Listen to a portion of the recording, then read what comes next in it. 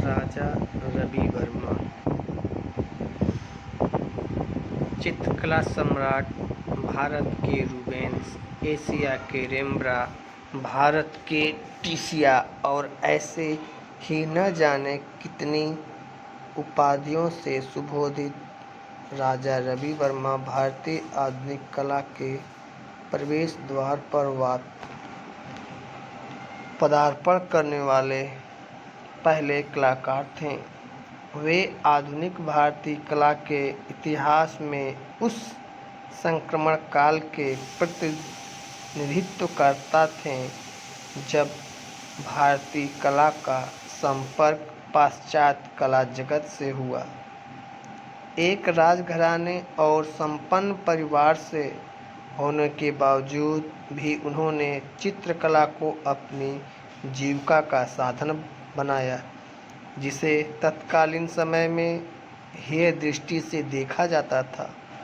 19वीं शताब्दी के उत्तरार्ध में जब भारत में ब्रिटिश हुकूमत लगभग स्थिर हो गई, तब भारतीय रियासतों के राजा रजवाड़े, पढ़े लिखे शहरी अभिजात वर्गों का तथा कुलीन जमींदारों की रुचि भारतीय कला साहित्य के साथ पाश्चात्य कला साहित्य की ओर उन्मुख हुई।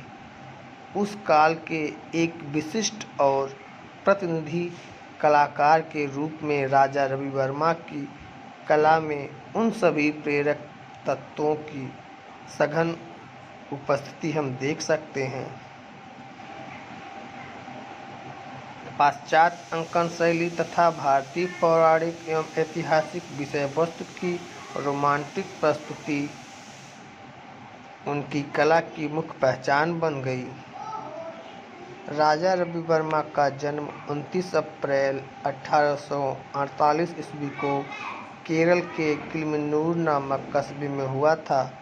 राजा रवि वर्मा जैसा एक सक्रिय एवं संवेदनशील कलाकार यदि कल्पनाशील होकर विपुल संख्या में चित्रों का निर्माण कर सका। त्रावणकोर के महाराजा अय्यलम तिरुनाल के पास वो गए, जहां उसने राजप्रसाद के दरबारी चित्रकार आलागिरी नायडू से प्रारंभिक कला शिक्षा ली। राजप्रसाद में तैनात एक अन्य प्रसिद्ध दरबारी चित्रकार रामास्वामी नायकर से उन्होंने जल रंग में काम करना सीखा।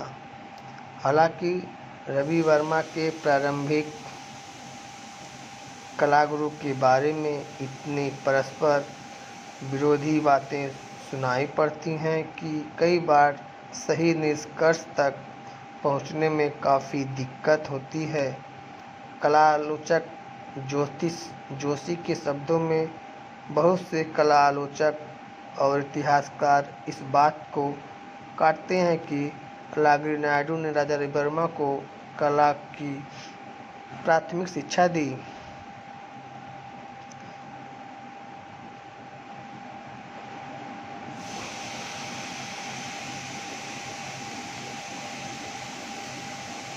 चाचा राज वर्मा आलागिरी नायडू तथा रामास्वामी नायकर की कला दीक्षा से अनकूत प्रतिभा के धनी रवि वर्मा को अकूत लाभ हुआ, पर उन्हें तैल रंगों के प्रयोग की तकनीक मालूम न थी।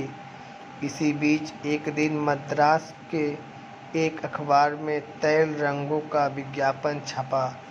यह माध्यम उनके लिए पहले से ही नितांत अपरिचित और चुनौतीपूर्ण था। चाचा राज वर्मा ने युवा भतीजे रवि वर्मा के लिए तैल रंगों को उपलब्ध करवाया, लेकिन वे इसके इस्तेमाल की तकनीक से अनभिज्ञ थे। उन्हीं दिनों त्रावणकोर राज दरबार में सबीमिस पोर्ट्रेट में सबीह बनाने के लिए एक ब्रिटिश चित्रकार थियोडोर जेनसन आया था, जिसका सबीह आंकने में बड़ा नाम था।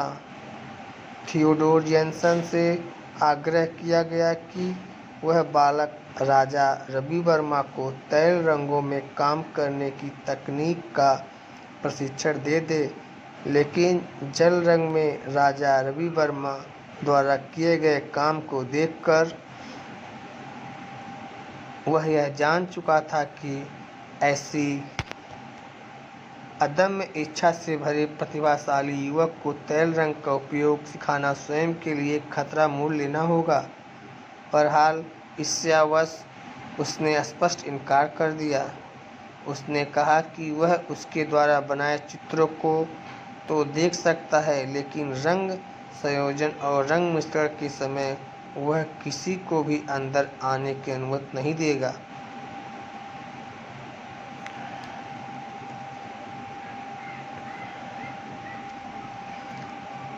सन 1875 ईस्वी में भारत की राजकीय यात्रा पर आए ड्यूक ऑफ एडिनबरा, जो आगे चलकर किंग एडवर्ड बने, को जब राजा रवि वर्मा के 2 चित्र भेंट किए गए तो चित्रों को देखकर उन्होंने आश्चर्य प्रकट किया।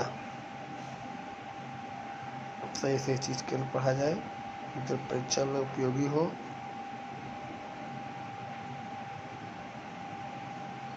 राजा रवि वर्मा ऐसे पहले चित्रकार थे जिन्होंने हिंदू देवी देवताओं को आम इंसान जैसा दिखाया। आज हम फोटो, पोस्टर, कैलेंडर आदि में सरस्वती, लक्ष्मी, दुर्गा, राधा या कृष्ण आदि की जो तस्वीरें देखते हैं, वे ज़्यादातर राजा रवि वर्मा की कल्पना शक्ति की ही उपज हैं। उनके सबसे मशहूर चित्रों में सरस्वती और लक्ष्मी के चित्र घर घर में पूजे जा रहे हैं। भले ही पूजने वालों को इसका पता हो या न हो, किसी कलाकार के लिए इससे बड़ी उपलब्धि और क्या हो सकती है। हालांकि उन्होंने देवी देवताओं और अन्य विषयों के चित्र भले ही उच्च कोटि के न बनाए हों, लेकिन उनके चित्रों ने एक समय समाज की चित्र भूख को मिटाया था।